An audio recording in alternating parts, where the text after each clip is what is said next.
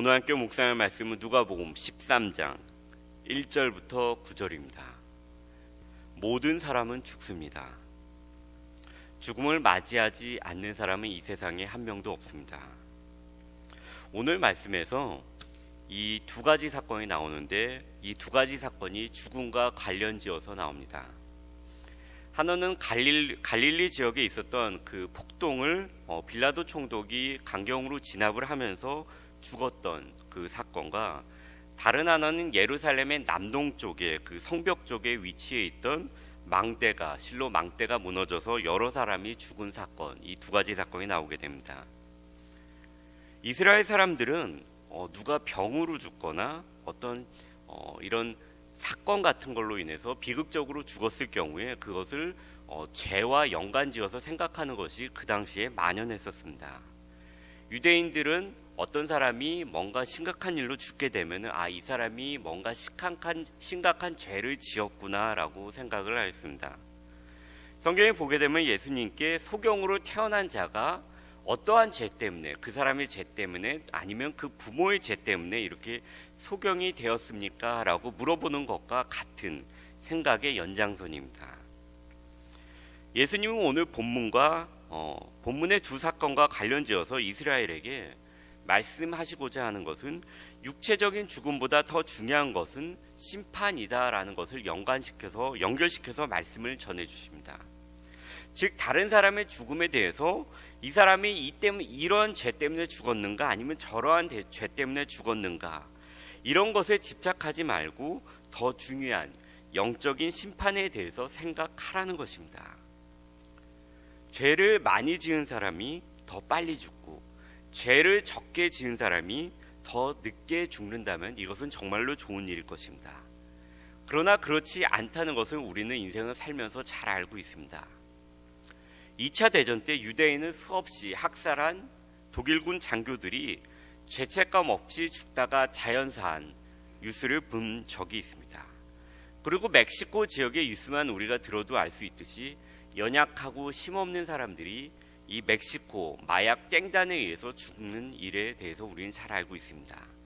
멕시코 갱단들은, 그리고 두목은 호화롭게 살면서 오래오래 사는 것에 대해서도 우리가 잘 알고 있습니다.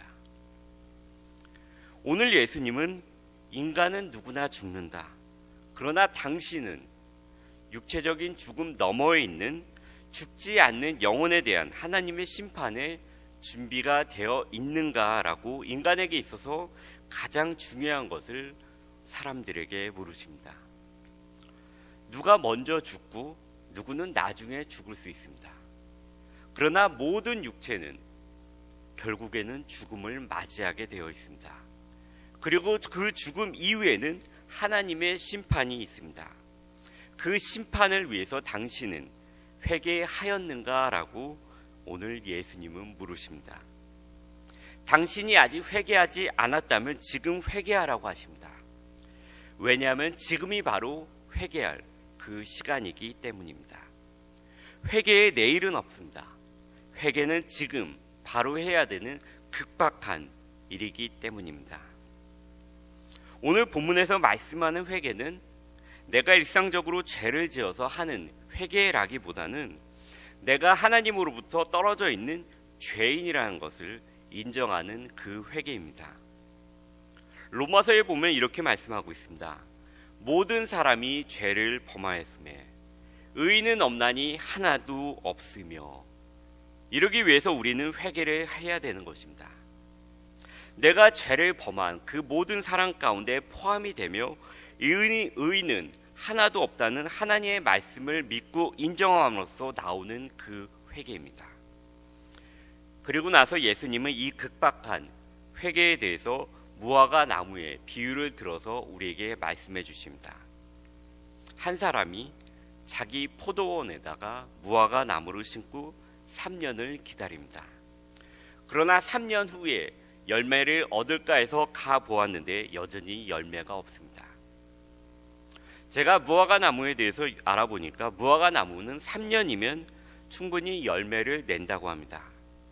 그러니까 3년 후에 무화과 나무를 심은 사람이 열매를 보려고 오는 것은 지극히 정상적이고 충분한 시간을 주었다는 것을 의미하고 있습니다.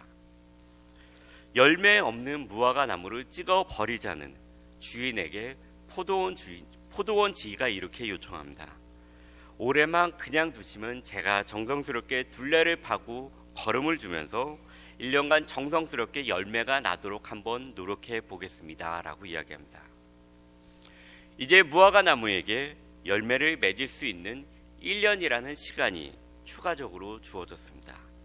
이 1년 후에도 열매를 맺지 못한다면 그때는 찍어 버려질 것입니다. 이것이 의미하는 것은 심판의 때가 있다는 것입니다. 무한정 기다려지는 것이 아니고 무한정 기회가 허락되는 것이 아니고 내가 생명을 가지고 있는 이 동안에 회개를 하고 예수님을 영접하여야 된다는 것입니다. 무화과 나무는 전통적으로 이스라엘을 성경에서 상징하고 있습니다. 이스라엘은 하나님의 백성이지만 열매를 맺지 못하였습니다. 우리의 죄를 담당할 어린 양이신 구원자 예수를 보내주셨지만 그들은 이 구원자 되신 예수님을 받아들이지 않았습니다. 이스라엘과 비슷하게 우리 교회 안에도 누군가 교회에 여전히 출석하고 예배를 드리고 헌금을 드리고 있지만 이것이 구원받은 성도라는 것을 증명하는 것은 아닙니다. 또한 이 세상 가운데 아직 구원을 받지 못한 사람들이 많이 있습니다. 무화과 나무에게 열매를 맺을 수 있는 1년이라는 시간이 더 주어졌듯이 지금 우리에게도 어떠한 한정된 시간이 주어졌습니다. 이 한정된 시간은 바로 우리의 생명이 있는 동안이라는 것입니다. 우리는 이 생명이 있는 동안에 죄를 회개하고 예수님께로 나와야만 합니다. 많은 사람들이 자신의 생명이 있는 동안에 예수님께로 나왔습니다. 우리들이 그렇습니다. 예수님을 우리의 구세주로 모시고 고백하며 내가 죄인이라는 것을 고백하며 회개하며 우리는 나아왔습니다. 반대로 수없이 많은 사람들이 현재도 예수님께로 회개하며 나오지 않고 있습니다.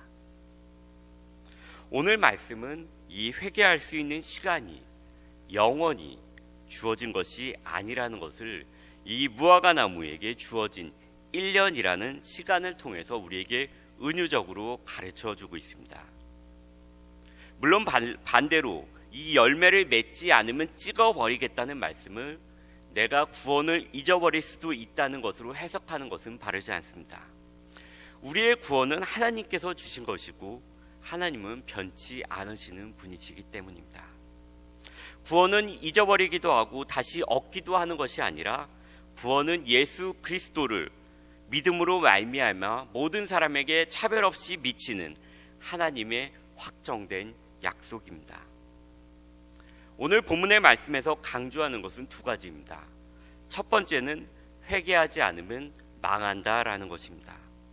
회개하지 않으면 심판 때에 멸망당한다는 것입니다. 하나님은 베드로후서에서 이렇게 말씀하시고 있습니다. 너희에게 오래 참으사 아무도 멸망하지 아니하고 다 회개하기에 이루고 원하신다라고 말씀하고 있습니다. 그리고 두 번째로 오늘 본문에서 강조하는 것은 오래 참으시기는 하지만 영원히 참으시지는 않는다는 것입니다. 우리에게 주어진 시간, 즉 허락하신 생명의 기간이 있으며 이때에 회개를 하고 멸망에 이르지 않기를 원하신다는 것입니다. 이것이 바로 무화과 나무에게 주어진 1년이라는 시간의 상징적인 표현입니다. 우리 주변에 아직 회개하지 아니하고 하나님의 심판을 부인하고 예수 그리스도께서 나라의 죄를 위해 죗값을 치루어 주신 이 사실을 믿지 않는 사람들에게 우리는 기회를 보아서 알려주어야 합니다. 예수님께서 오늘 본문 누가복음 13장 1절에서 9절을 통해서 말씀을 우리에게 허락하여 주신 것은 이 말씀을 듣는 자 중에 아직 회개하지 않는 자가 있다면 회개할 것이요, 회개한 자가 있다면 아직 회개하지 않은 자에게 이 이 말씀을 전해주라고 오늘 본문의 말씀이 우리에게 있는 것입니다.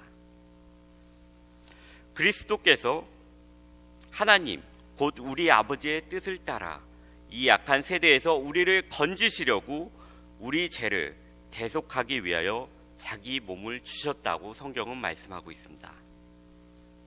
이것은 사람들에게 기독교가 믿는 교리이고 기독교가 이것이 구원의 길이라고 정해놓은 것이니까 믿으라라고 얘기하는 것이 아니고 실제로 일어난 사건이고 또한 실제로 심판은 일어날 사건이기 때문에 믿으라는 것입니다. 예수님의 증인 제자 요한은 이렇게 증언하고 있습니다. 태초부터 있는 생명의 말씀 예수님에 관하여는 우리가 들은 바요, 우리가 눈으로 본 바요, 자세히 본 바요, 우리가 손으로 만진 바라.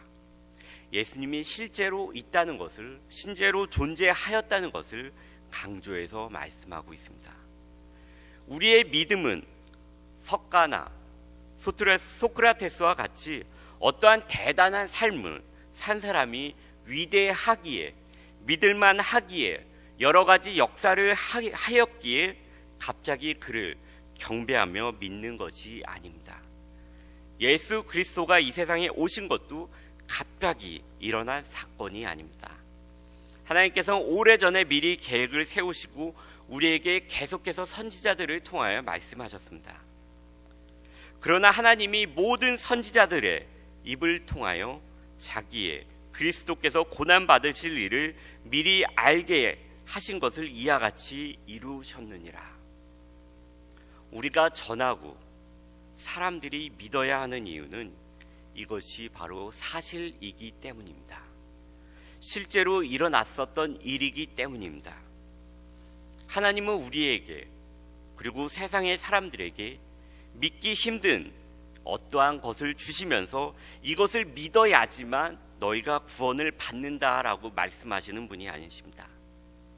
실제로 일어났던 일을 믿으라고 하시는 것입니다.